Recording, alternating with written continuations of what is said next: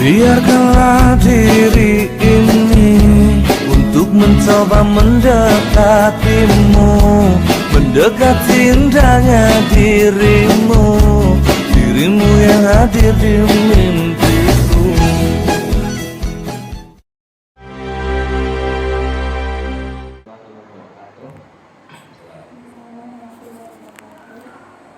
Puji syukur kehadirat Tuhan Yang Maha Esa serta salam dan salawat kepada Nabi Muhammad SAW. Baik, kami dari kelompok 13 dalam mata kuliah PLP 1 yang beranggotakan saya sendiri Muhammad Sabri Ismail dengan Siti Kania Rahmatika akan melakukan sesi wawancara dengan salah satu staf yang ada di sekolah SMA Negeri 16 Makassar. Mungkin terlebih dahulu bisa memperkenalkan diri, Pak. Ya. Saya Gus SPD, jabatan Wakasek Humas SMA Negeri 16. Baik, itu tadi perkenalan dirinya. Mungkin kita bisa langsung lanjut ke bagian wawancara. Baik, pertanyaan kami Pak yang pertama itu apa-apa saja sarana dan prasarana yang ada di SMA 16 ini? Ya. Sarana di sekolah seperti di sekolah yang lain, sarana kelas, jumlah kelas itu ada 34. Kemudian perpustakaan, lab IPA, lab komputer, lab IPA itu terbagi dua, ada lab biologi dan ada lab fisika. Kemudian ada kantin, ada ruang ke olahraga, ada ruang pertemuan, ruang guru, dan termasuk untuk guru BK ya, ada juga ruang guru BK itu ruang khusus. Kemudian sarana yang lainnya itu seperti ruang tata usaha dan lain-lain. Baik Pak, saya ingin tanyakan tadi dijelaskan ada lab IPA itu terbagi menjadi dua, ada lab biologi dengan lab fisika. Apakah ada juga lab laboratorium kimianya Pak? Kalau kimia, ya di lantai dua ya ada kimia. Ada. Untuk alat-alat laboratorium itu Pak, apakah sudah terpenuhi atau mungkin ada beberapa yang masih kurang? Kayak misal di laboratorium kimia, apakah zat-zat yang anunya itu sudah terpenuhi? Iya, sesuai standar sekolah itu disiapkan semua. Jadi kalau siswa mau praktek silakan masuk. Peralatannya itu ditangani, ada tim anggota pegawai khusus untuk itu, ada guru penanggung jawabnya, dan bisa langsung mau lihat ke lokasi silakan. Oh, iya. Terus Pak, pertanyaan kami yang kedua yaitu bagaimana pengelolaan sarana dan prasarana tersebut? Ya. Jadi pengelolaan sarana ini ditangani langsung oleh Wakasek Sarana dan Prasarana, ada timnya. Kalau lab itu ada jadwalnya untuk praktek, baik lab kimia, fisika, biologi. Kemudian jadwal pengunjung perpustakaan juga itu buka dari jam sekolah sampai jam pulang sekolah, standby pegawai di sana. Ada juga ruang pertemuan terjadwal karena kadang ada kegiatan-kegiatan yang membutuhkan pertemuan guru, pertemuan dari tamu, pertemuan dari kegiatan yang bersifat dadakan ataupun terjadwal di moving. Moving itu tempat pertemuan baik siswa, misalnya ada kegiatan PBM yang membutuhkan sound system atau membutuhkan jumlah siswa yang banyak, diarahkan ke situ. Ya. Terus terkait ini Pak, terkait dengan antusiasme Ya. siswanya itu Pak, terkait terhadap dengan sarana dan prasarana sekolahnya itu Pak bagaimana? Ya. Jadi sampai saat ini memang antusiasme siswa itu cukup tinggi karena setiap kegiatan terpantau oleh guru,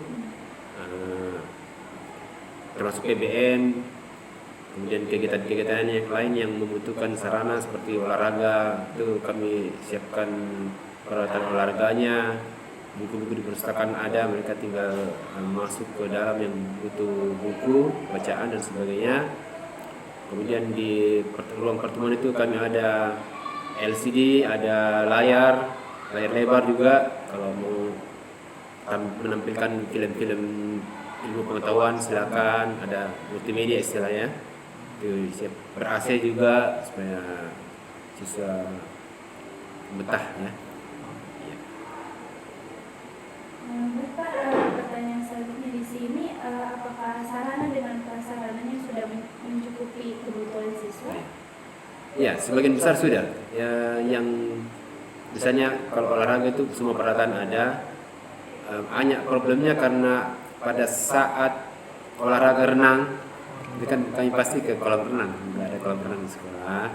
Kemudian saat membutuhkan kegiatan yang luas, karena lapangan kami ukuran lapangan basket, mungkin ada yang butuh misalnya kegiatan lari yang membutuhkan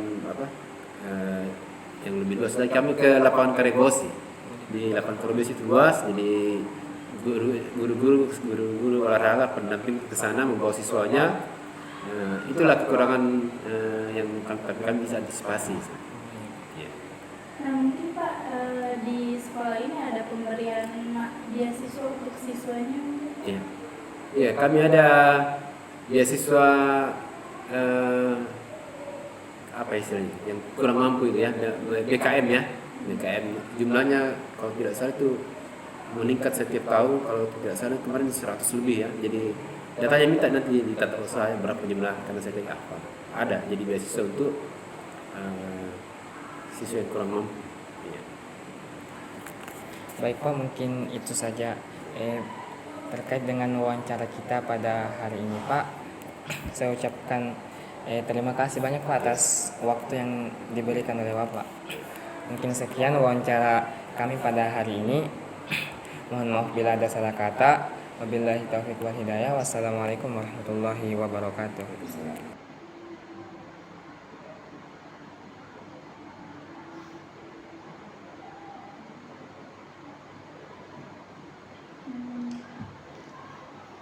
Mengawali perjalanan SMAN 16 Makassar adalah sejarah karena sebahagian bangunannya yang terletak di Jalan Amamanagapa No.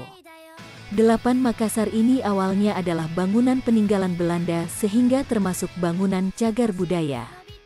Hal ini bisa dilihat salah satunya adalah yang sekarang menjadi ruang guru SMAN 16 Makassar.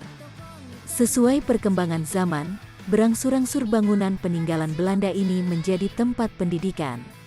Hal ini diawali dengan beralihnya fungsi bangunan bersejarah ini menjadi salah satu gedung pendidikan saat didirikannya Sekolah Hakim dan Jaksa. Dan kemudian sekolah ini pun telah berganti kependidikannya menjadi SGB, Sekolah Guru Bawah, lalu SGA, Sekolah Guru Atas, kemudian SPG, Sekolah Pendidikan Guru, dan yang terakhir di sekitar tahun 1990-an menjadi PGSMPTP, Pendidikan Guru Sekolah Menengah Pertama. Tak berhenti sampai di situ, Di tahun 1992 barulah sekolah ini menjadi SMA Negeri 16 Makassar seperti yang kita ketahui saat ini. Baik, bismillah. Assalamualaikum warahmatullahi wabarakatuh. Ibu. Waalaikumsalam warahmatullahi wabarakatuh. Baik. Puji Tuhan Yang Maha Esa serta salam dan salawat kepada Nabi Muhammad SAW. Jadi kami ini Bu dari Universitas Negeri Makassar, tepatnya di Fakultas Matematika dan Ilmu Pengetahuan Alam di jurusan Pendidikan Kimia. Terkait dengan mata kuliah kami Bu, yaitu mata kuliah PLP, kami diberikan tugas untuk mengobservasi sekolah, dan kami memilih ini SMA Negeri 16 ini. Sebelumnya Ibu mungkin bisa perkenalkan diri terlebih dahulu. Ibu. Oh ya, baik, nama saya Haji Samsi Arif. Terus saya ngajar di SMA 16, kebetulan jurusan kimia atau mengajar bidang studi kimia. Baik Ibu, mungkin bisa langsung saja diwawancaranya Ibu. Baik, pertanyaan pertama dari kami itu Bu, apakah Ibu ini sudah mempersiapkan modul pembelajaran sebelum memulai pembelajaran? Iya, Terus bagaimana usaha Ibu itu untuk membuat kelas tetap kondusif saat kegiatan pembelajaran berlangsung? oke, yang pertama langkahnya adalah mengatur pengelolaan kelas dulu. Jadi kita lihat dulu siswa bagaimana, setelah masuk kita lihat dulu bagaimana siswa yang banyak maksudnya tidak tenang dalam tempat duduknya, itu saya pindahkan ke yang dekat dengan guru supaya bisa terjangkau, bisa dimonitor. Selanjutnya ya seiring waktu ya dilihat lagi, kalau masih ada siswa lagi yang banyak maksudnya tidak tenang dan selalu maksudnya tidak tenang, dia tidak tenang dengan selalu bercerita atau apa ya, baru kita pindahkan lagi bagaimana supaya. Terus untuk ini Bu, apakah Ibu selalu menyediakan soal evaluasi untuk siswa setiap akhir kegiatan pembelajaran? Ya, selalu. Terus apakah Ibu selalu menggunakan media dalam proses pembelajaran? Maksudnya media apa? Kalau buku terkait apa? Media apa maksudnya? Kayak Media itu kan itu buku juga itu kan adalah media. Ya iya, harus ada media. Terus apakah Ibu selalu menggunakan alat peraga dalam proses pembelajaran? Jarang, tergantung materi ya. Tergantung materi yang akan dibahas. Terus ini Bu, terkait dengan praktikumnya, apakah diselenggarakan juga praktikum? Iya, sesuai saja situasi. Jadi kalau pada saat itu memungkinkan ya kita praktek, tapi kalau tidak ya tidak bisa dipaksakan juga. Apakah ada lab kimianya di sini? Ada.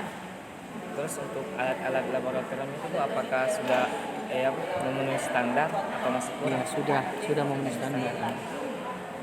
Pertanyaan saya lagi Bu, bagaimana Ibu ini memastikan keselamatan selama praktikum atau eksperimen kimia?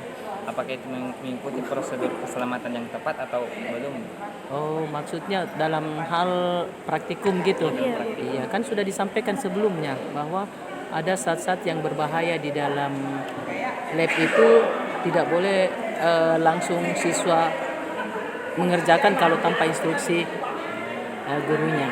Jadi menjaga jangan sampai ada yang berbahaya, dia berani untuk itu. Makanya tidak dibiarkan siswa untuk masuk langsung sendiri di lab tanpa ada guru pendampingnya.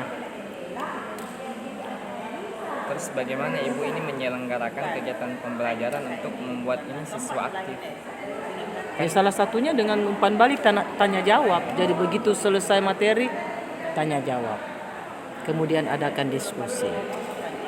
Caranya kan untuk mengaktifkan siswa seperti itu.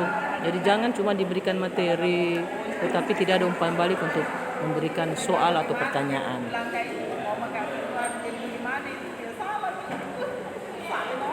Apakah Ibu ini yang mempertimbangkan validasi soal?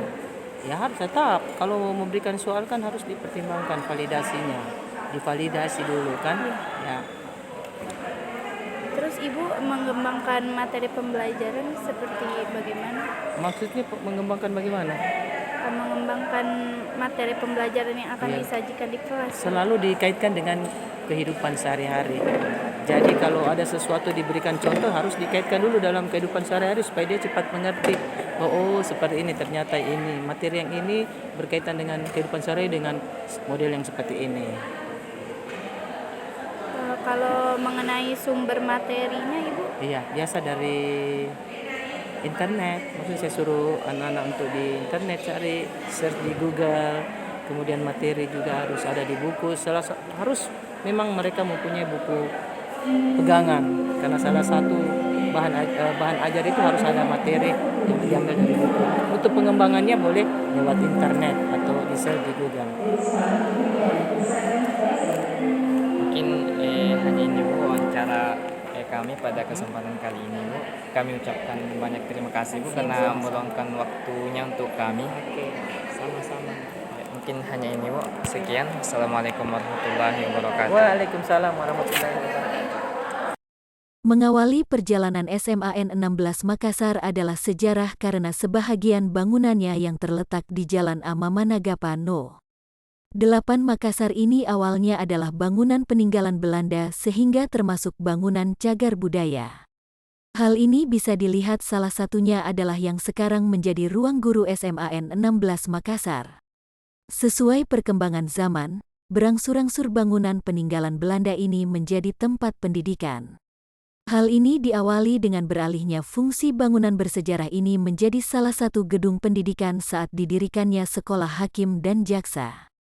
Dan kemudian sekolah ini pun telah berganti kependidikannya menjadi SGB, Sekolah Guru Bawah, lalu SGA, Sekolah Guru Atas, kemudian SPG, Sekolah Pendidikan Guru, dan yang terakhir di sekitar tahun 1990-an menjadi PGSMPTP, Pendidikan Guru Sekolah Menengah Pertama.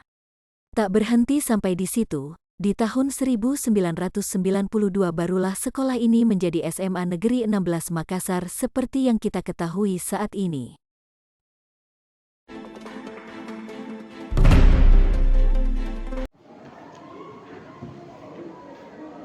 Baik. Bismillah. Assalamualaikum warahmatullahi wabarakatuh. Puji Tuhan Yang Maha Esa serta salam dan salawat kepada Nabi Muhammad SAW. Baik, kembali lagi bersama kami dari Universitas Negeri Makassar, tepatnya di Fakultas Matematika dan Ilmu Pengetahuan Alam, tepatnya di jurusan Pendidikan Kimia. Mungkin bisa terlebih dahulu memperkenalkan diri. Saya Mutia Zulfikri Ashifa, tapi akrab dipanggil Shifa. Sekarang kelas 11 SMA. Baik, mungkin kita bisa langsung wawancara. Jadi pertanyaan kami yang pertama itu bisa dijelaskan itu bagaimana cara mengajar guru di kelas, apakah terasa membosankan atau mungkin menyenangkan? Untuk cara menjelaskannya guru itu berbeda-beda setiap guru, tapi sejauh ini lebih banyak cara menjelaskannya guru yang yang menyenangkan, yang interaktif dibanding yang membosankan.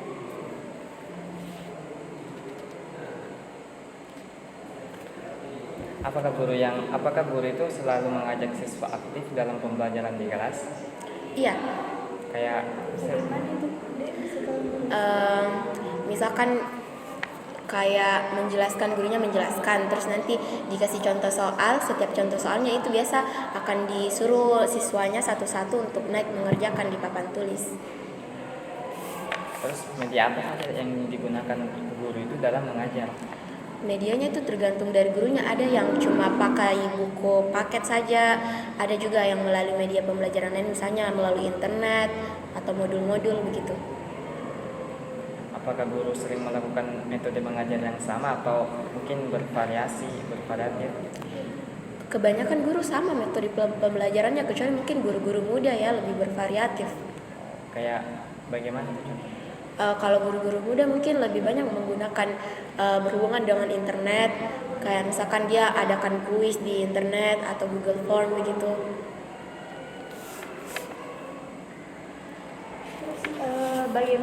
Bahan ajar atau sumber belajar apa saja yang digunakan guru ketika di kelas mengajar? Rata-rata itu berpedoman pada buku cetak, atau kalau bukan buku cetak dari modul. ada modulnya guru tersendiri. Ada selain itu? Enggak. Ini buku cetaknya ini dibagikan ke setiap siswa atau Iya, setiap siswa dapat. gratis? Iya, yang buku cetakan di angkatanku ini angkatan terakhir yang 2013. Jadi buku cetaknya ke-13. Berarti masuk kurikulum K13. Iya. Apakah dari adik sendiri sering aktif dalam pembelajaran di kelas? Alhamdulillah iya. Seperti apa? Kalau misalkan gurunya bertanya, saya sering menjawab. Terus kalau gurunya menyuruh mengerjakan soal, saya sering naik di papan tulis. Baik ya, mungkin itu saja wawancara dari kami. Kami ucapkan banyak terima kasih karena telah meluangkan waktunya untuk kami. Mungkin sekian dari kami. Wabillahi taufiq wal hidayah. Wassalamualaikum warahmatullahi wabarakatuh.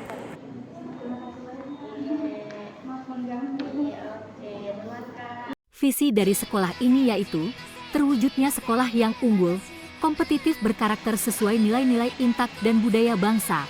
Adapun misi dari sekolah ini antara lain 1. Peningkatan kompetensi tenaga pendidik dan tenaga kependidikan. 2. Peningkatan prestasi akademik dan non-akademik siswa. 3. Tersedianya sarana pembelajaran yang dapat mendukung proses pembelajaran secara optimal. 4. Terpeliharanya suasana lingkungan yang kondusif. Sekolah ini terletak di Jalan Amanagapan nomor 8 Kota Makassar serta dengan luas wilayah kurang lebih 6.294 m2, SMA Negeri 16 Makassar di sebelah utara berbatasan dengan Jalan Amanagapa, di sebelah timur dengan Perumahan Kodam 7 Wirabuana, di sebelah selatan dengan SMKN 7 Makassar dan di sebelah barat dengan bangunan SMP Negeri 2 Makassar.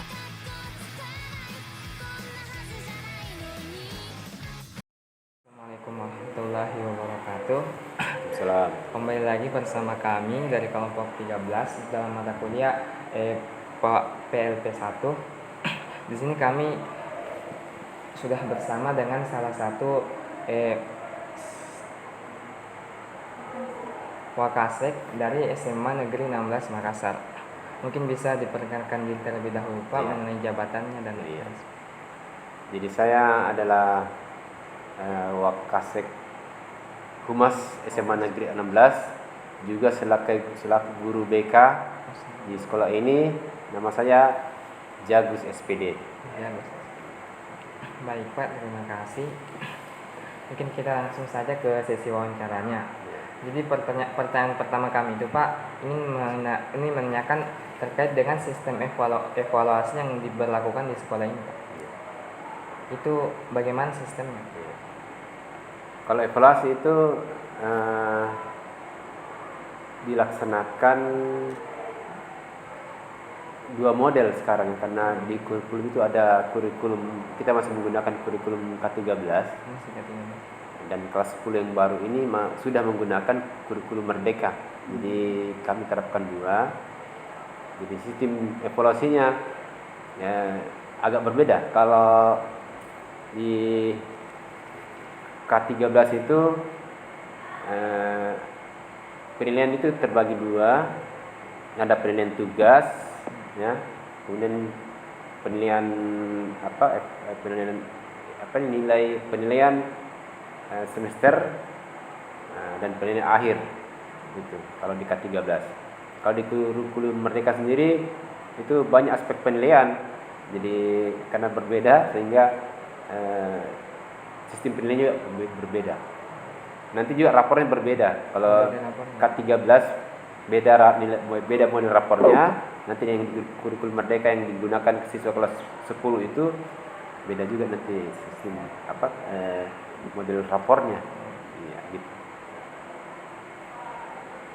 Baik Pak, selanjutnya semisal dari rapat atau musyawarah dengan guru ataupun staf, apakah dalam pengambilan keputusan guru dan staf ini masuk ke dalam itu Pak? Ya, tergantung. Kalau misalnya penilaian itu bersifat penilaian mata pelajaran masing-masing, mereka kan setiap gurunya memberi nilai, misalnya nilai ulangan harian, nilai tugas. Nah, nanti pada saat penilaian semester atau penilaian akhir itu biasanya itu dibentuk panitia, jadi panitia ulangan ya, ulangan semester atau ulangan akhir itu. Jadi terbagi dua, jadi ada penilaian mandiri dari guru masing-masing, ada penilaian dari tim panitia yang seperti biasa kami adakan di suatu waktu, ada rentang waktu misalnya 1 minggu, dan jadwal rosternya, jadwalnya hari ini ulangan apa, besok ulangan apa, ya itu terbagi dua ya. Jadi ada penilaian mandiri gurunya, ada penilaian untuk semester dan akhir itu dilaksanakan di suatu waktu tertentu yang disepakati. Terus nih Pak, apakah di sekolah ini juga itu dilakukan itu upaya pembinaan dan pengembangan terhadap guru maupun staf Pak? Ya. Jadi pembinaan di sekolah itu ada kegiatan rutin kami yang namanya briefing. Jadi setelah upacara juga itu termasuk ada informasi, misalnya pengarahan dari kepala sekolah kepada guru-guru. Kemudian dilanjutkan dengan briefing itu rapat guru-guru dengan kepala sekolah, ada informasi atau masukan atau membahas sesuatu yang penting, dan itu rutin dilaksanakan di setiap hari Senin. Itu. Kalau terkait sistemnya Pak, bagaimana sistem pelayanan pendidikan di sekolah ini? Ya. Intinya tadi saya bilang terbagi dua ya. Jadi sistem pendidikan kita terbagi dua, K13 dengan kurikulum merdeka. Dari situlah kita, itu ya perbedaannya kan tinggal persoalan model K13 agak berbeda sedikit ya dengan kurikulum merdeka. Itu sistem pendidikannya. Yang lainnya sama. Kalau terkait respon Pak, respon pelanggan jasa pendidikan itu bagaimana Pak? Respon? Seperti siswanya gitu, Oh, iya. respon siswanya. Ini karena apa ya? Adanya perbedaan kurikulum, masih ada juga siswa yang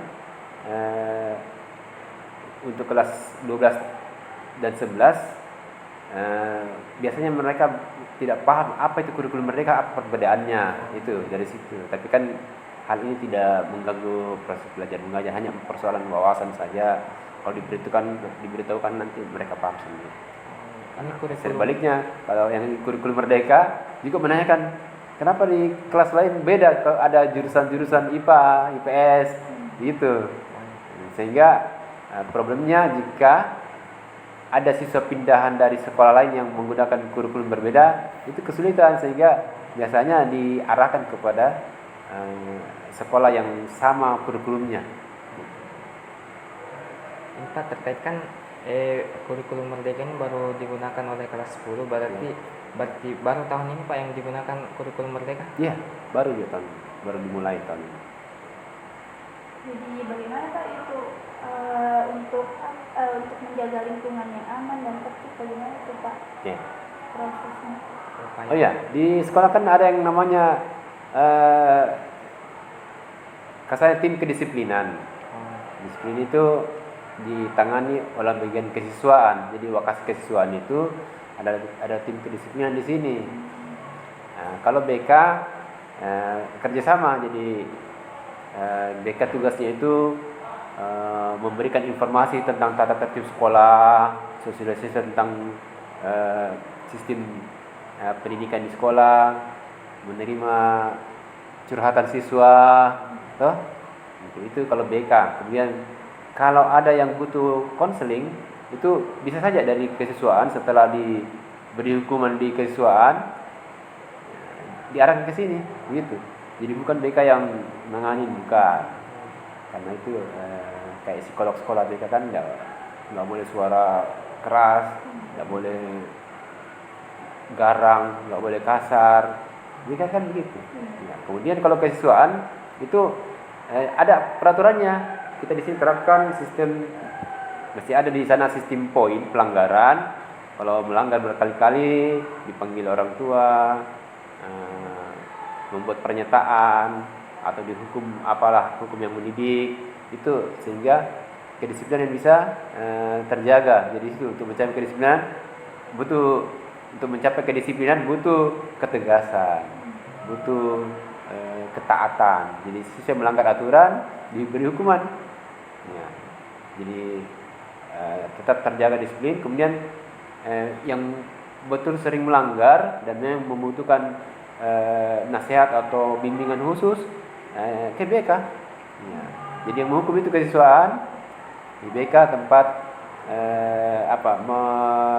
mengubah sikap perilaku lewat cara argumentasi,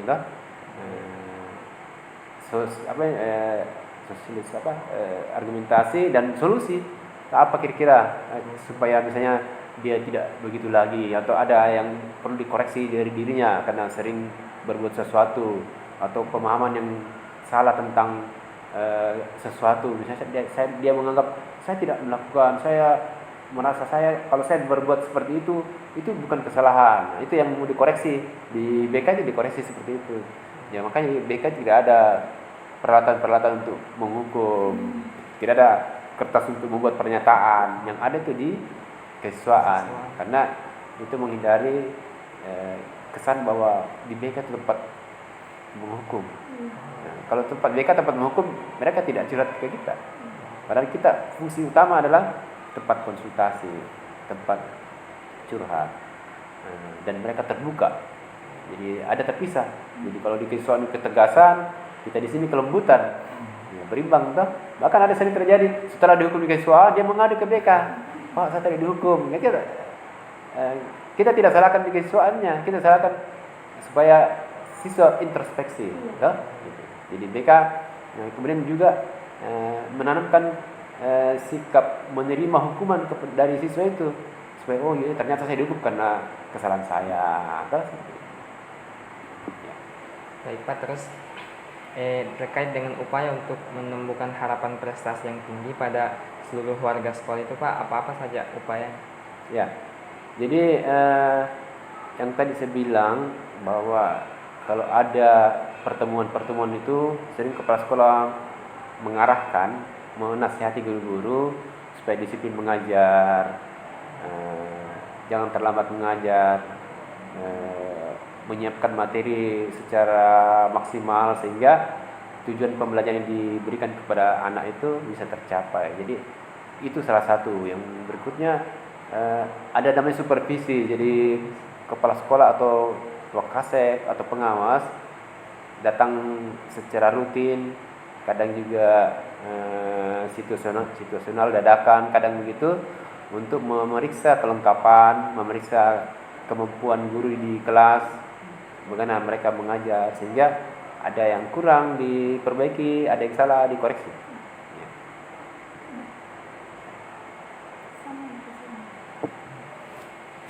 Baik Pak, mungkin itu saja sesi wawancara kami pada hari ini. Kami ucapkan banyak-banyak terima kasih Pak karena telah meluangkan waktunya untuk kami. Mungkin hanya ini sesi wawancara kami pada kesempatan kali ini. Kurang lebihnya mohon dimaafkan. Wabillahi taufiq wal hidayah. Wassalamualaikum warahmatullahi wabarakatuh. Waalaikumsalam.